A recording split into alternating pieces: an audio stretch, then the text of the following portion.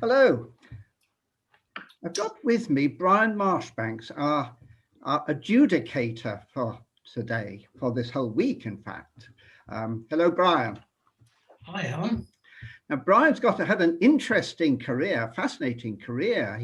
He began as an actor, made his debut on television in Dr. Finlay's Casebook, which many of us remember with great nostalgic pleasure, I think. He then, as well as acting, he taught speech and drama and played professional football for Hibernian and Heart of Midlothian. He then, with sporting and television expertise, was the presenter of Sports Scene for television and Sports Round for radio for many years, and then chaired the board of Scottish Television. Since taking early retirement, I think, he's been the adjudicator of many festivals, including the All Ireland festivals, the British festivals, Scottish festivals, and he's also chaired international panels at television festivals in Italy. So we're delighted to welcome him. But Brian, after all those, that fascinating CV, have you ever adjudicated a Zoom festival before? I haven't. This is innovative for me. I'm so delighted to be involved in it. I've been adjudicating for well over 30 years. And this, of course, when you think you've seen it all, you've done it all, and up pops a Zoom festival, I look forward to it enormously. I know when I first contacted you, because we went north of the border last year. We had an adjudicator, Paul Dougal, who we all enjoyed his, and even those who didn't win anything enjoyed his presence, which is quite unusual, actually. It says a lot for his ebullient personality, I think.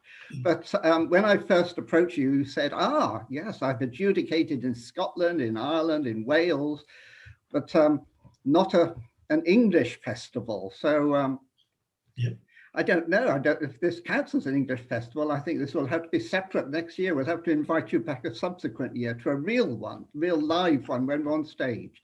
I'm certainly putting it on my curriculum vitae that I have adjudicated in England, albeit from 200 miles away. What will you be? I mean, a normal festival, you have all these sort of criteria, don't we? Presentation, acting, interpretation, and so on. It's not quite the same here because we're deliberately going for a theatre festival, not a film festival. We're not marking for the fancy effects and so on. What are you going to be looking for? Well, two things here. I've thought a great deal about this over the past 3 months.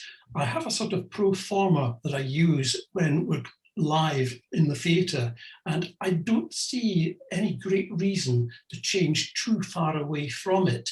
The 4 categories, as you know, you start off with production, within acting itself, general achievement, and the one that only attracts 10 marks out of the 100 is the actual staging of it. That's the set, the lighting, the costumes, the sound, and the makeup.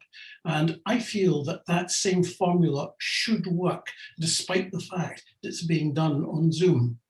Yes, I think that'll be reassuring to many people, because it's quite interesting, because I'm in a play, and so we did a sort of a semi-staged performance last week or earlier this week to members of a society, and we were all saying before, it's even more nerve-wracking than going on stage. You're standing there in a room totally by yourself.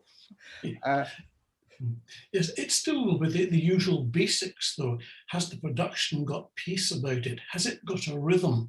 Rhythm for sort of, comedy is so entirely different from rhythm from drama. Do you capture that?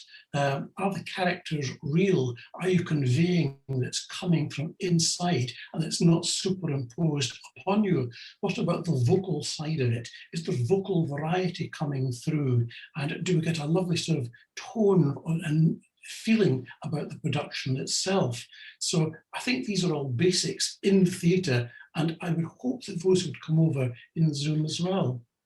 Yes, I think that's what we all hope, isn't it? We're all in the same boat, really. It's been interesting. We've all been learning new skills, quite apart from the acting, how to edit, how to live stream. And I mean, Heather's been making great advances with all these technical things. Any closing remarks you would like to say? Any words of encouragement to us nervous actors? Well, I think to bear in mind that while people may be uptight about this new format, the adjudicator's a bit uptight too, coming to terms. If I'm in front of an audience and I'm adjudicating, I can tell whether they're on the same wavelength as me, and I can sort of get the timing right in terms of how long I speak. I haven't that opportunity because, as in radio and in television, you perform, but you don't know what the audience response is. And that's really what I'm looking forward to, is to trying to overcome that and in a relatively short space of time to be as constructive as possible with the comments that I make, and to encourage people to maintain their interest in amateur drama. That's splendid. Well, we're greatly looking forward to it, and we look forward to your presence at all our productions through this coming week. Thank you very much, Brian. Thank you, Alan.